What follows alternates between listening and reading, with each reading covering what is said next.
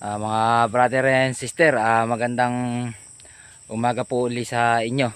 Nagbabalik po ang inyong lingkod at simula na po uli tayo ng paggagayak para po sa ating pag-aalaga ng ating mga mangga. Sa ngayon po ay mag-a-apply po tayo ng herbicide ulit dito sa ating area na to, na kung natatandaan po ninyo ay nilinis po natin.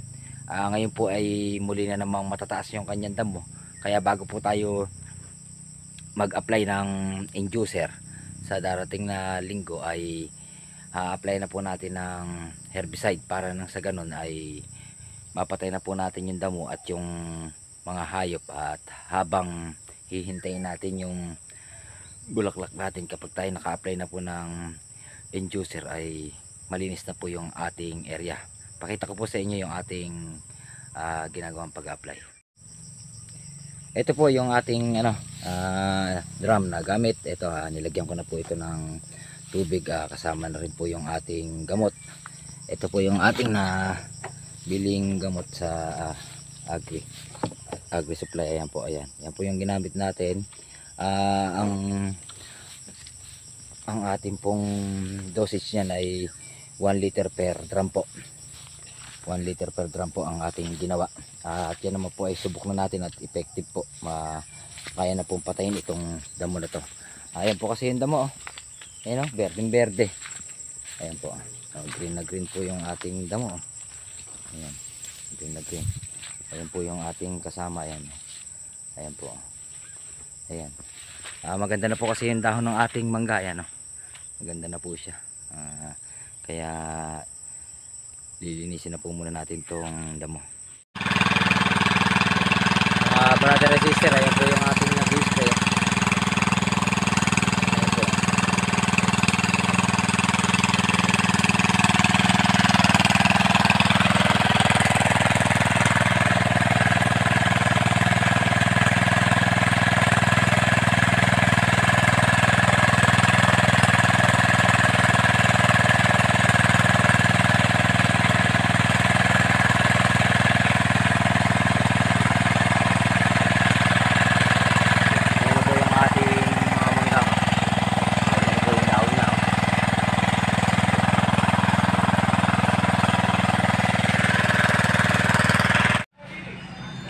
Mga brother and sister, nakauwi na po tayo at okay na po yung ating isang area na ating herbicide.